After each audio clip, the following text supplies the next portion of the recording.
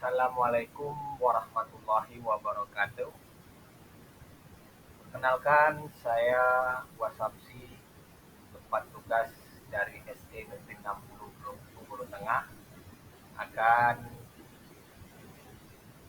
memberikan karya pribadi saya tentang Ki Hajar Dewantara yang sudah saya terapkan di SD Negeri 60 Bengkulu Tengah. Bahwa kita ketahui Ki Hajar Dewantara adalah yang memiliki filosofi yang sampai saat ini masih relevan kita terapkan. Karena dalam pengajaran di pendidikan itu merupakan proses pendidikan yang memberi ilmu. Nah, jadi seorang pendidik itu memberikan ilmu. Nah, itu arti dari pengajaran. Sedangkan pendidikan itu adalah tuntutan segala kodrat yang dimiliki anak. Nah, yang dimaksud di sini, jadi kita seorang pendidik itu hanya membimbing, menuntun ya, dari kompetensi yang anak miliki. Jadi kalau saya sebagai guru olahraga ini dalam mengajarkan pendidikan jasmani itu memberikan contoh, kemudian anak melakukan gerakan-gerakan yang mereka miliki ya, tanpa ada paksaan.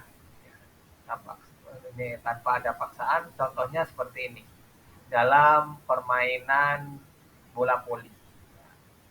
Di sini anak memiliki karakter tersendiri-sendiri, ya jangan kita paksakan kemampuan anak sebatas mana. Nah, gitu ya. Jadi kita membimbing anak itu sesuai kodratnya, sesuai kemampuannya. Kalau dia baru mampu passing, ya jangan disuruh nyemes. Nah, kalau dia baru mampu memainkan bola dengan melantun-lantunkan, ya jangan kita suruh dia untuk passing. Nah, istilahnya ya. Nah, di sini ada pun tujuan dari pendidikan menuntun segala kodratnya. Jadi sudah saya jelaskan juga, kalau kita dalam permainan kita memberikan keluasan kepada anak untuk melakukan gerakan-gerakan yang dia mampu. Jadi kita memberikan contoh, memberikan dukungan, semangat, sehingga anak itu melakukan gerakan-gerakan yang sesuai dengan yang kita inginkan, sesuai dengan kemampuannya. Kita contohkan kembali seperti anak kelas 1, kelas 2. Itu jangan kita tekankan menggunakan alat-alat yang memang belum semestinya dengan ukuran yang sebenarnya. Jadi kita modifikasi bola itu dengan kemampuan anak ya. Misalnya kita bisa menggunakan balon untuk permainan bola voli untuk kelas 1, 2, 3. Di sini supaya apa? Apa yang kita harapkan akan tercapai. Ya, akan tercapai tanpa ada terjadi hal-hal yang tidak inginkan. Itu yang disebut dengan menuntut. Kemudian kita mengibaratkan seorang pendidik itu seperti seorang petani ya. Nah, seorang petani yang ada di kebunnya. Jadi kalau seorang petani itu apa yang perlu kita tekankan? Kalau kita menanam, ya kita contohkan menanam padi. Nah, apa yang kita butuhkan dalam menanam padi? Nah, kita bisa memberikan pupuknya, kemudian bisa kita memberikan apa namanya obat supaya tidak terserang oleh penyakit. Nah, di sini yang dimaksud dalam artian seorang pendidik itu memberikan suatu apa yang dibutuhkan anak supaya terwujud motivasi sehingga anak itu dapat mempresentasikan apa namanya ya, punya ide-ide yang ada itu dia kembangkan. Jadi kalau dalam kita kaitkan dalam permainan, jangan kita memberikan aturan yang sesuai dengan aturan yang sebenarnya.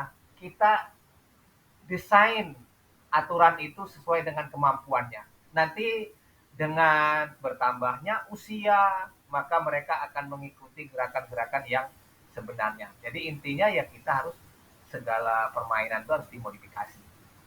Di sini akan saya simpulkan ya, Bapak Ibu, yang pertama sebagai pendidik itu kita harus mengubah pandangan yang selama ini kita menuntut harus bisa melakukan roll depan contoh, harus bisa melakukan permainan bola voli, harus bisa main bola kaki. Tidak bisa yang seperti itu. Kita harus tuntun kemana arahnya agar anak itu dapat mengembangkan atau membuat ide-ide supaya nanti akan terwujud apa yang kita harapkan. Jadi kita hanya mengarahkan, menuntun, apa namanya membimbing ya kegiatan-kegiatan pembelajaran yang diharapkan tadi. Yang kedua, pendidikan anak itu berhubungan dengan alam dan kodrat atau dengan kodrat alam dan kodrat zaman. Jadi kita sampaikan ya, kita hubungkan di dalam dunia pendidikan ini tanpa ada paksaan, mereka akan mengeksplorasi atau mengimplementasi dari pendidikan itu sendiri. Nah, yang ketiga, sebagai pendidik, marilah kita mengubah atau mengikuti pandangan dari Ki Hajar Dewantara itu yang 3 semboyan pendidikan. Apa diantaranya? Yaitu yang pertama, kalau kita di depan, kita itu memberikan contoh. Ya. Kalau kita di tengah, kita harus memberikan semangat. Nah, kemudian yang ketiga, dengan semboyan yang ketiga yaitu memberikan dorongan.